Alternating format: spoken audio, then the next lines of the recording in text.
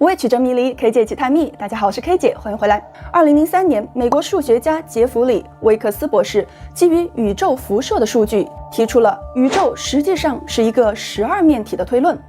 奇怪的是，早在2000多年前，古希腊哲学家柏拉图也曾提出过宇宙的形状是12面体的理论。先不说这是不是真的，看看你的身边是不是有很多与12有关的东西呢？比如你墙上的钟表，一圈有着12个数字；我们的一年有12个月。相信星座的你还知道12个星座。中国文化里有12地支，当然还有12生肖。纵观世界，在许多神话传说和古文明遗址中，数字12都经常出现，甚至连人类的 DNA 都与数字12有关。你们知道吗？有人一出生就有12个手指和脚趾。不知道这种12指人是否含有特殊的基因，又或者与外星人有关呢？这个数字12似乎与宇宙的起源息息相关。难道它是宇宙的密码吗？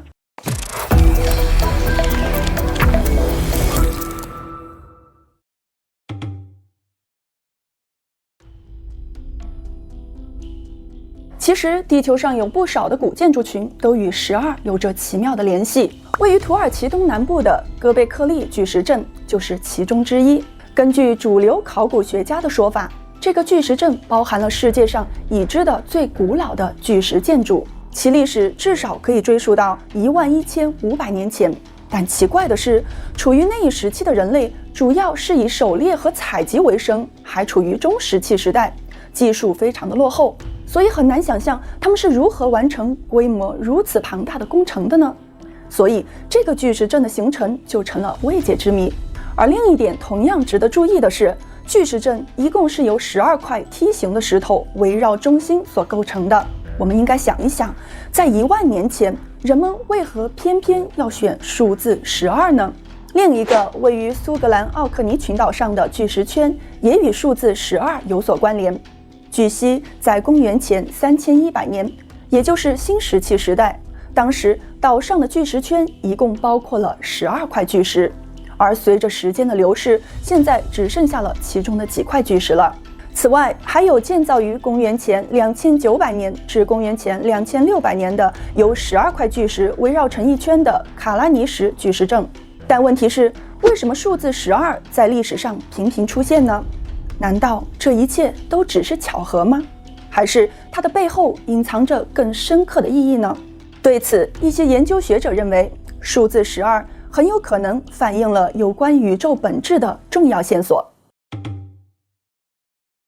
其实，有人说数字12与宇宙的起源有关，并非没有依据。不光是有数学家通过宇宙辐射数据推算出宇宙有12面，连生活在2000多年前的柏拉图也认为数字12与宇宙有着神秘的联系。柏拉图是怎么知道的呢？难道他是接收了来自更先进文明的信息吗？这也许可以从一块来自3800年前的泥板上找到答案。在哥伦比亚大学的研究所中，收藏着一块特殊的巴比伦泥板，人们称它为普林顿322，其历史大概可以追溯到公元前1800年。这块石板的特殊之处就在于，它记录了古代苏美尔人的数学系统，而这个数学系统是基于12和60的。由于60等于5乘以12，这就让他们避免了出现小数的混乱，这也体现了苏美尔人的智慧。有学者认为，由于采用了这种特殊的计算方式，苏美尔人数数的方式不同于我们通过数10根手指的方式，他们是通过数手指的关节来计数的。苏美尔人会用拇指去数一只手上的指关节，而一根手指有3个指关节，因此在每只手排除了拇指之后，一共就只有12个指关节了。那么，古代的苏美尔人是在哪里学会用这种特殊的计数方法的呢？根据苏美尔人的文字记载，这些知识是由从天而降的访客传授给他们的，人们称他们为阿努纳奇。此外，在许多古代文化中，人们通常会把神形象地描绘成拥有6根手指和6个脚趾的神，也因此，世界各地的神圣文本和神话故事都会经常提到6指神或者是6指神。那么，我们的祖先是否真的在现实中遇到过拥有12根手指和12个脚趾的人呢？也就是外来访客呢？这里所说的访客会不会是某种外星生物呢？有些学者相信这些传说并不是空穴来风，而且那些外星生物不仅给人类透露了宇宙的秘密，还深刻地影响了人类的 DNA。 时间来到1958年，在位于厄瓜多尔的亚苏尼国家公园里，一位美国传教士发现了一个远离人类文明几百年的未知部落，而令人难以置信的是，在那里生活的人几乎都有着12根手指和12根脚趾。1983年，据《纽约时报》报道，一位免疫学家对这个部落里的人进行了生活上的研究，结果发现这些人的身体都十分的健康。他们所出现的多指症状有一个医学术语叫做多指畸形，这是一种由隐性基因引发的症状。科学家们还发现，这个部落的人的大脑有一个独特的部分是可以控制多余的手指和脚趾的，所以他们多出来的手指和脚趾并不是没有用的。世界上大约每500个小孩就会有1个出现多指畸形，这表明导致多指畸形的基因很可能已经在人类早期的基因组当中了。此外，人们发现多指症的出现并不是完全随机的。2017年10月13日，巴西的西尔维亚夫妇迎来了一个健康的男婴。与众不同的是，他有着12根手指和12个脚趾，而且他是这个大家庭中第14个出生时就具有这一独特特征的成员。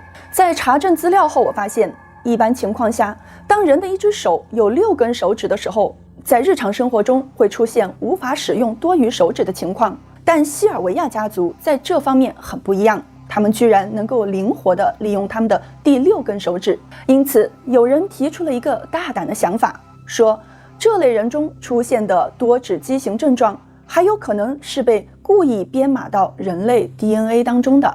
难道是和数字12有关吗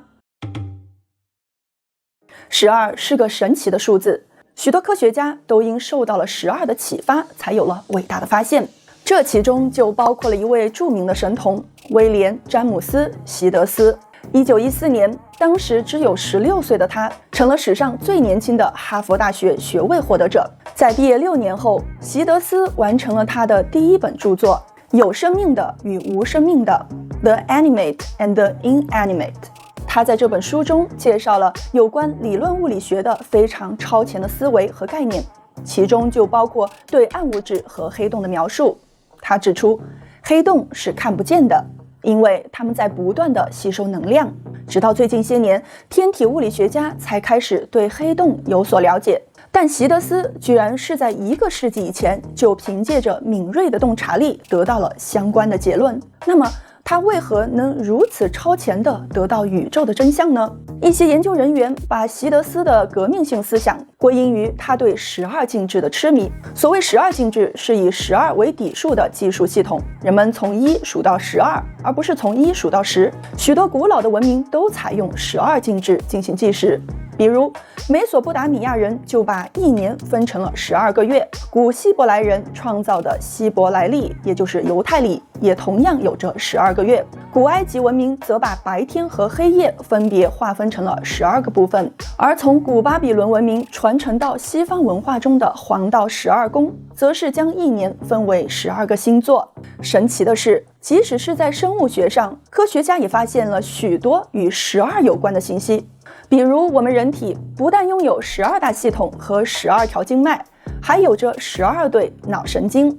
同时，数学12在许多文化中也很流行，它还往往象征着完美和圆满。神童席德斯就对12这个数字非常的感兴趣。那么，会不会是这个数字让他比主流科学界提前了100年发现宇宙的奥秘呢？对于科学界以外的大多数人来说，数字12在数学和理论物理中的意义是很难理解的。但事实上，12这个数字与地球上每个人的生活都是息息相关的，并在历史上一次又一次的出现。例如英国的亚瑟王传说中的12圆桌骑士，希腊神话中的奥林匹斯12主神和12泰坦神。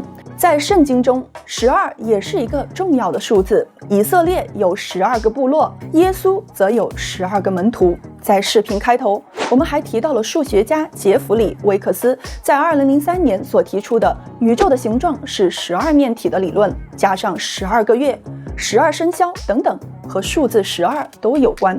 我们不难发现，从社会层面到宇宙层面，数字12似乎在宇宙中有着不可忽视的地位。这难道和各地古籍记载的那样，人类的很多信息都是来自于那些从天而降的人吗？他们是外星人吗？数字12究竟是不是等待着我们去破译的宇宙密码呢？